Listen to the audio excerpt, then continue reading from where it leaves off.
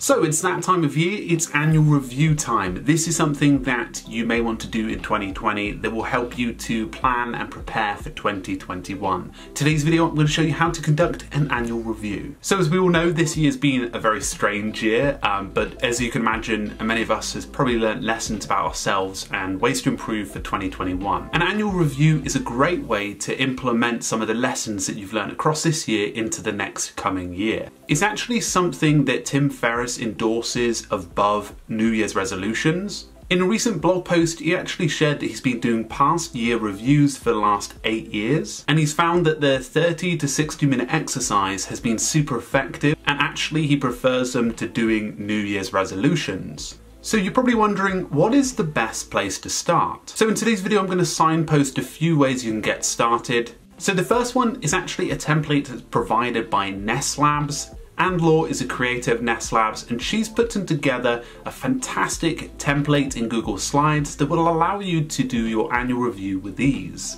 There's a whole host of questions about fitness, travel, relationships, really asking the questions that mattered about the last year. The second way that you could do an annual review is using a template through applications that you may know and love. One of them is available through Notion, which is a template from Ali Abdaal, an annual year review. It does wonders in being able to see what 2020 was like and also begin adding to your bucket list for the next year. The third and final way I'd recommend is actually through Tim Ferriss himself. In that article I mentioned, he actually shared a little bit of a process and how he goes about doing an annual year review. So the way he sets it out is 2 columns, positive and negative.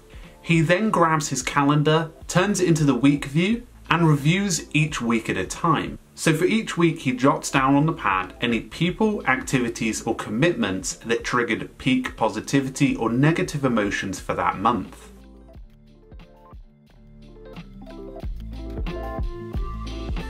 So based on the answers, he picks out the most positive activities and implements them into the next 2021, actionally putting them in his calendar. Now this one might be actually a little bit tricky when it comes to the social side of stuff. So there's definitely some of the self-care and personal development activities that you can definitely implement instead of the social ones, if and depending on your situation.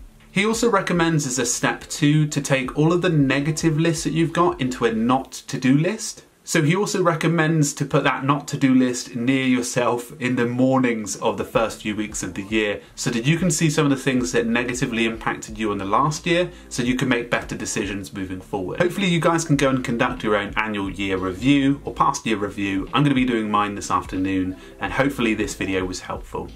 Anyway folks, check out the links in the description. If you want to subscribe to keep productive, it'd be great to have you here in the community, and we'll see you in a future video. Cheerio.